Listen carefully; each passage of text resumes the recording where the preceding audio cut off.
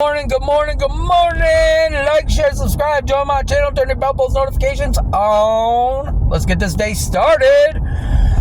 So I decided I'm not going to put much money into that green Honda. I looked them up. They're not going for much. I wasn't really looking for much, but it's got new tires, new brakes, new timing, new water pump. It's got a little exhaust leak. The roof, somebody patched before. The Bondo obviously didn't adhese right or whatever, and it's splitting, cracking. I was thinking of grinding it down, putting a little bit of primer there, but we'll see. But I am going to grab a driver window today because where the driver window hooks up to the tracks, you got these two little white prongs with two 10mm screws, which holds the window to the motor tracks so it can go up and down. The window that's in it right now, somebody glued those things to the window and they're not holding. So if I put the motor down, or those white things down, the window will just drop down in. And then it'll push it right back up to the place it's supposed to be. So me and my brother took it off and tried fixing, just for a Band-Aid. But it's not Band-Aiding, so I'm going to get the window. I'm going to get the alternator for the Altima. And then I am going, I believe, to put the blinker bulbs on the, there's something in the road, the blinker bulbs on the Ram. And we're going to get a sticker so we can start driving the cammed out Ram and getting some driving footage for you guys in the cammed out Ram. And then we can get it a little more tuned better, because it's been from like, it got towed to the tuners, it got towed back, or no, I drove that back because it's on the road, but I don't know. He just kept telling me you gotta drive a little bit, you gotta drive a little bit, you gotta drive a little bit. It's just the way he's unsecure with the way he talks about 6.4 intakes, I believe. Wow. My dog has gas. He just blew the whole entire car up, you guys. Oh my Lord. Do you want to take him for a walk up here? Yeah. Anyways, so he's telling me that I need to drive it a little bit and then let him know, which before I was getting the runner's code, and he tuned it out twice, he said, and now I'm not getting the runner's code. So is it true? After you get a tune, do you have to drive sometimes? Or am I being okey-doke? Because like I said, it was popping up the runner's code all the time, and now it's not. So I don't know.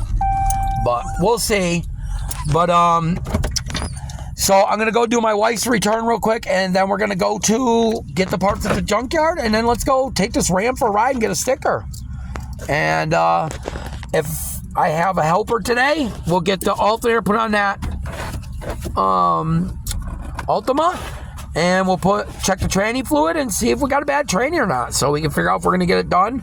We are going to get it done if it's bad, because like I said, I bought it cheap enough that putting a tranny in it, and I believe there's meat on the bones, you know. See, people don't understand that these Altimas aren't worth shit, and I try to explain it to them, especially a lot of them rot out on the rear subframes. But like, if you get one with a clean subframe and just needs a tranny, you got to still think anything over 140,000 miles is hard to sell. Anything over 150 is hard to sell.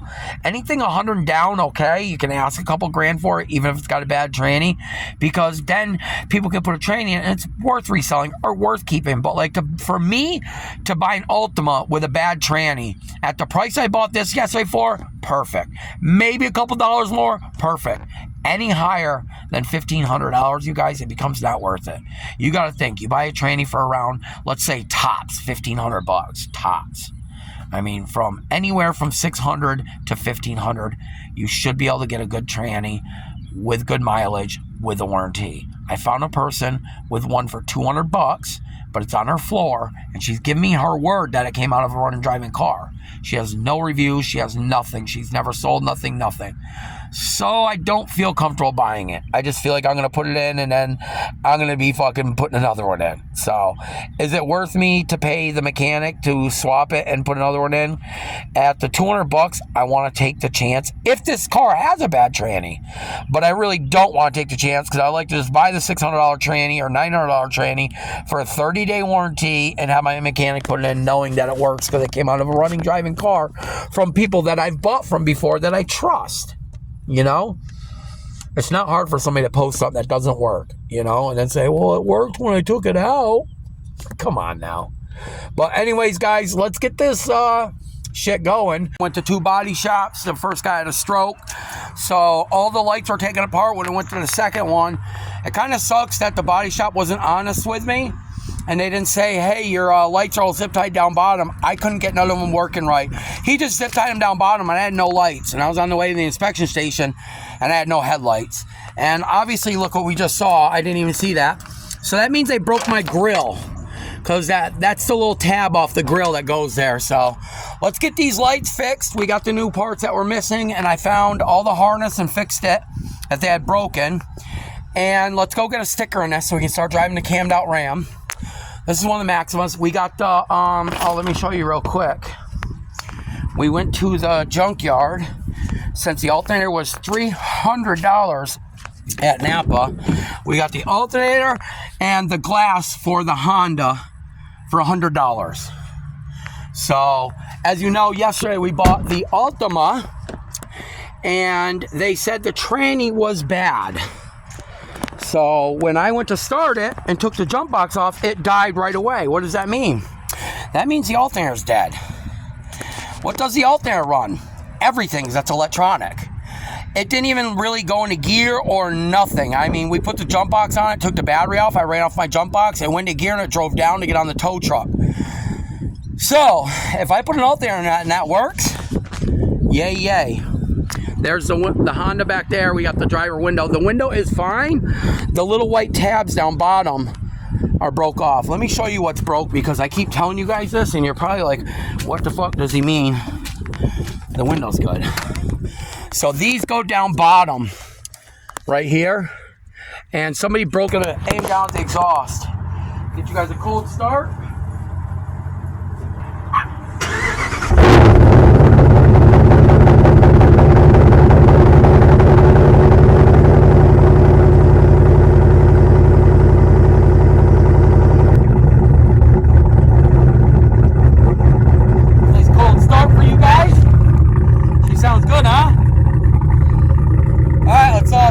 Check these lights and see if we can go get a sticker.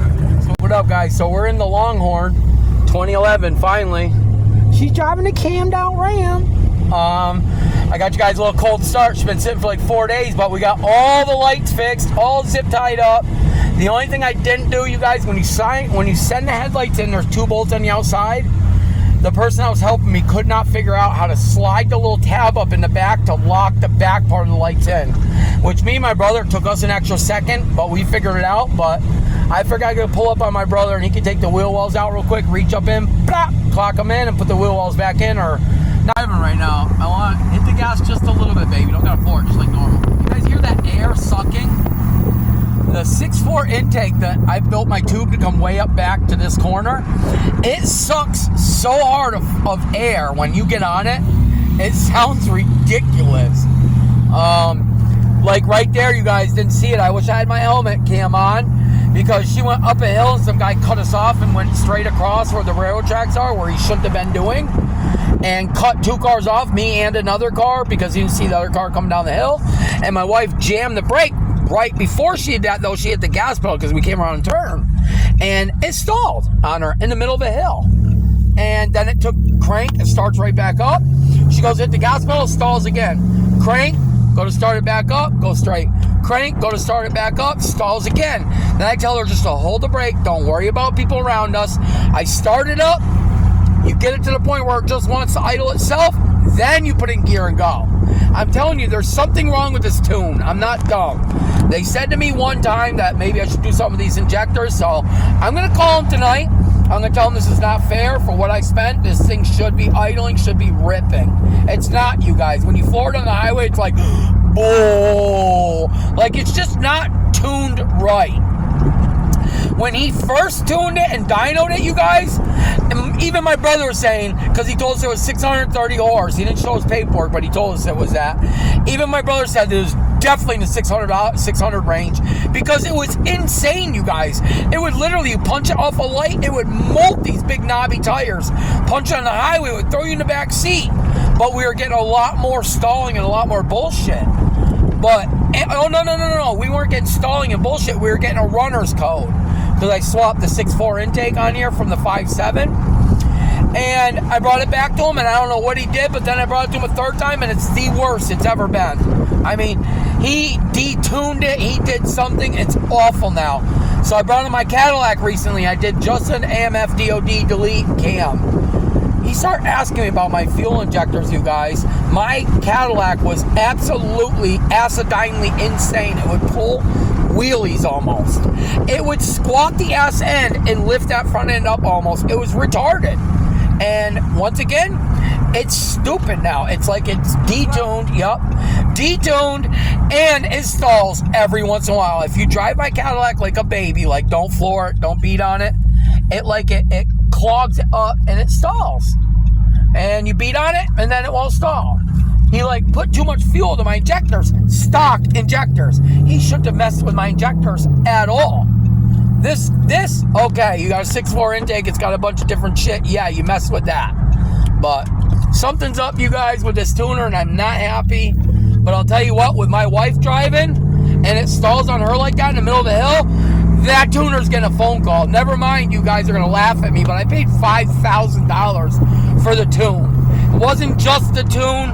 Everybody's like, oh, $5,000, that's way out of rate. Yeah. He had to do the runners. He had to get the box to run the runners. He had to get spark plugs. He had to get a battery, a thermostat, the housing. I still believe I got taken massively. Over $2,000 was taken.